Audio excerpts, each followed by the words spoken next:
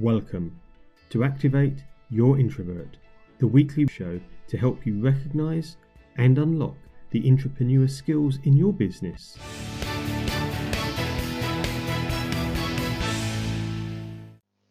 In this week's show, I'm talking to Helen Jewell. Helen is a professional facilitator and she's on the leadership team at the International Association of Facilitators for the UK. We will be talking about the skills of a facilitator and sharing tips on how to be heard in meetings, both as an introvert and how to run your own meetings more effectively. Also coming up is Introvert Myth of the Week. But first, it's time for Leadership Tip of the Week, which is zip it. If you're trying to get better answers from members of your team, especially the introverts, ask your question and then zip it. Most introverts employ internal processing, which means we tend to stop, think of the right answer before starting to comment. And that may mean there's a gap in the conversation, and that gap is where you need to zip it. It's all too easy to jump in and answer for the introvert, especially if you're a strong extrovert. And of course, what you're doing and saying to the introvert by doing that is your answer and your view don't matter. So as a leader, zip it. Allow the introvert to answer. But introverts, you can help here too. Consider using a holding statement. In an interview with Michael Dodd a few weeks ago, he recommended having a personalised variation of "That's a great question, and one I've been thinking a lot about lately. I've got some interesting views on it." Sometimes just a couple of seconds of memorised sentence can allow you to marshal your thoughts. And even if you need a couple more seconds, at least that answer has made it clear you're interested. You've got good answers. And it'll prompt the extrovert to say, "Brilliant, I'd love to hear more." Which is, of course, a few more seconds of processing time. So, leadership tip of the week, zip it. And an introvert idea to help, have a holding statement. Now it's time for Introvert Myth of the Week. Introverts don't like team building. Well, let's just start this one by asking, who does like team building? I've asked many people, both extrovert and introvert, and what I normally get is a facial response that says it all, followed by a more balanced form of words that says something like, team building. The best thing about COVID is that we can't all be sent out on team building days for a while yet. And that response comes from people across the board, so this is not an introvert thing. Let's put that myth into the bin. But where does it come from?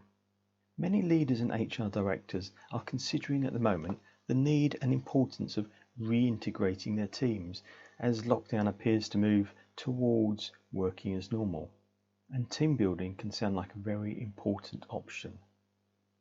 Introverts I've interviewed don't like to take time out of the business to spend time playing pointless games and having to engage others in unstructured small talk. But as I said, many extroverts don't either. So this isn't to say that something structured involving work and non-work activities can't work well. In fact, it can, online or offline, and it can be useful for introverts and extroverts. As with everything else, it's the context, the structure, and the explanation that's normally missing. So if you're thinking of trying to reintegrate your team and you want to do something that works for your whole team, introvert and extrovert, don't hesitate to give me a call, because it's a myth that introverts don't like team building.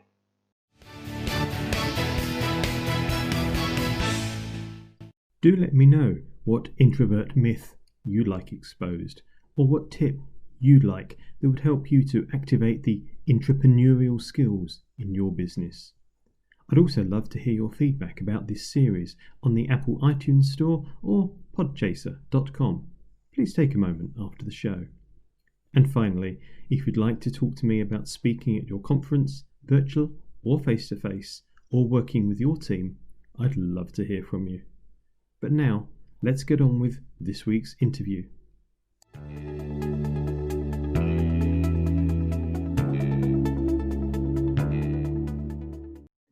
Welcome, Helen. How are you today? Thank you. I'm really good. Yep, very well, thanks. Fantastic. And so, as I say, welcome to Activate Your Introvert. First question that I often ask my guests is the obvious one, which is, are you an introvert or an extrovert? I guess I would usually answer that question by saying I'm an extrovert, but I also have my limits. So yeah, I do need my quiet time, my thinking time, and I think there's a scale of all things. Yeah, more extrovert than some, not as extrovert as others. Okay, now that's really interesting. So, what's that meant to you, perhaps in your career, if I look at it like that? Well, I think certainly as a facilitator, I do get a lot of energy from being around other people, from being in the group, from working with people, from thinking on my feet. I'm much more of a big picture person, I suppose. I do like to see the overall sort of process of things. I'm not great at sitting down and really focusing on small details. I do need to remind myself to listen, but yeah, I think it's about being around people, and if I spend too much time on my own or not around people, then I start to get itchy feet. So you've not enjoyed lockdown then, I guess? Well, it was interesting. To begin with, it wasn't so bad, but I've also got my 2 young children at home to homeschool. And I think I began to feel the need after a while to not just be, the 4 of us at home. I really started to crave talking to and being around other people. Yeah. Wow. No, thank you for that. Facilitator. What is the role of a facilitator? I guess different people describe it in different ways, but it's essentially about enabling a group of people to have good conversations together. So it can be a group that are a team working together within an organization. It can be focus groups, let's say. It could be all sorts of different people, different stakeholders coming together. So the makeup of that group can vary. But the facilitator's role is really about creating a process that enables those people to work together, often collaborating to create something, which really means to make the environment a good environment to enable people to have those conversations. Okay, now that makes a lot of sense. Thank you. In many meetings, I'm sure you're facilitating where you don't know the whole team, or you've not come across them often before, and there is going to be a mix of introverts, extroverts, and probably anything in between. How do you get them to all work together? There's all sorts of different things that I would do. Firstly, if it's working with a team, let's say there's that client contracting process where you ask questions, you try and find out a bit about the participants in the room. Then there is creating a process that you would use to enable people to work together, to have conversations, to have discussions. And I think within that process, I'd usually try and create a certain amount of flexibility that enables me to sort of move one way or another depending on who's in the room and how it needs to work. There's a certain amount of reading the room, and that's part of what I enjoy. I enjoy really listening to people, talking to people, and trying to work with them, whether they're working in small groups or in plenary. It's to really try and understand who they are. And I think all of those things together help you to kind of work out a bit more about people. I hear stories from different leaders that I work with that in meetings they don't get all the input they want from all of their team. Sometimes I'm told that it's the quieter ones that are not getting the input from. So from your professional perspective, what's going wrong there? Well, I think, again, it's probably going back to the process in the first place. You're never going to be able to guarantee who is going to be in the room.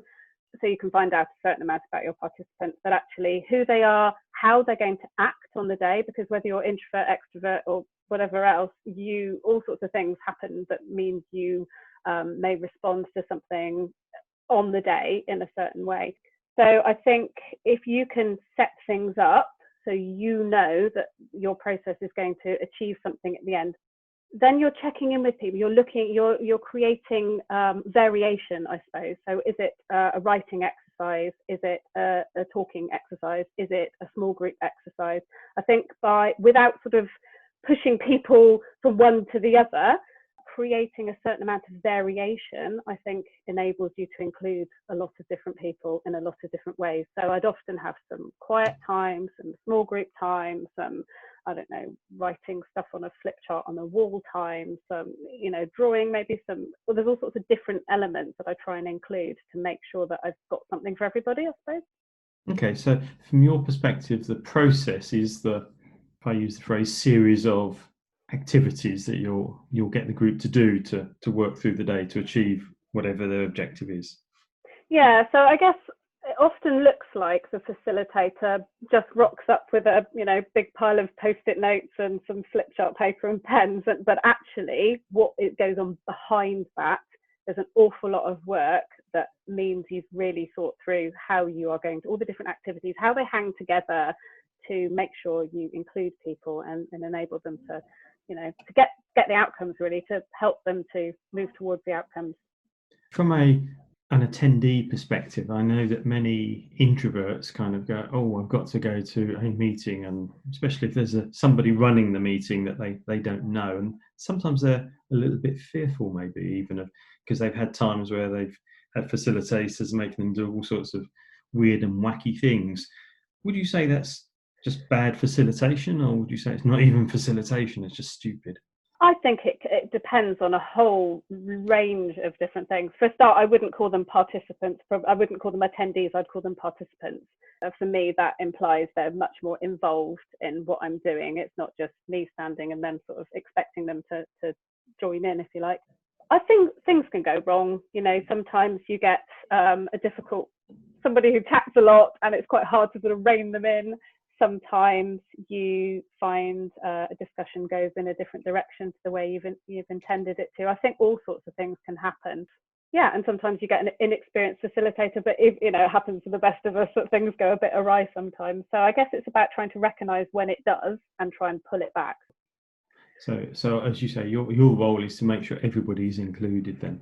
If I was an introvert or a quiet person, what tip would you give me to get heard in a meeting? Because quite often introverts, or I'm told, don't get heard in meetings. I don't have that problem because I make sure I am when I want to be.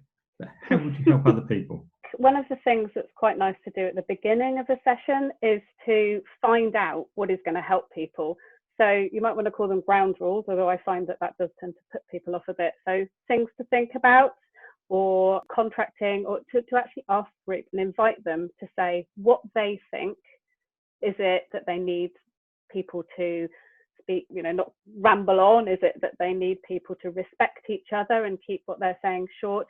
Is it that they need to make sure they allow people to take turns? So for me, I think right at the start, setting those sort of boundaries and involving everybody to do that. And if that's a written exercise, or maybe that's something that people can do in small groups, then I think that's a really good place to start. Okay, and I could see how that would help the quiet person get heard. What if perhaps I'm not an introvert and I'm running a meeting of my own? How do I get the quieter people to join in? So I suppose one of my thing that I do commonly is to split people into smaller groups, and sometimes those people will be in different groups. So you might find that one particular group makeup doesn't work quite so well, so you give them an opportunity to be mixed up with a different group. And I would actually move between, we're talking about face-to-face, I realise here, but I would move between tables and try and listen in on things and make sure that people sound like they're able to say what they want to be saying. And I think if it really felt like somebody was struggling, I would try and encourage them to let me know that. Okay, no, it's brilliant. Thank you. We have, of course, run out of time, as all good discussions do. Thank you very much for your time. But just before you go, if some of the listeners want to get hold of you, Helen, what's the best way for them to do that? I'm Helen at jewelfacilitation.com, or jewelfacilitation.com is my website. Okay, that's nice and easy. Thank you very much. Thank you for your time today. It's been great talking. Thank you for having me. Thank you for listening to Activate Your Introvert, and I hope you've enjoyed this week's episode. I'd love to see your reviews on the iTunes store. Thank you once again, and catch up with you next week.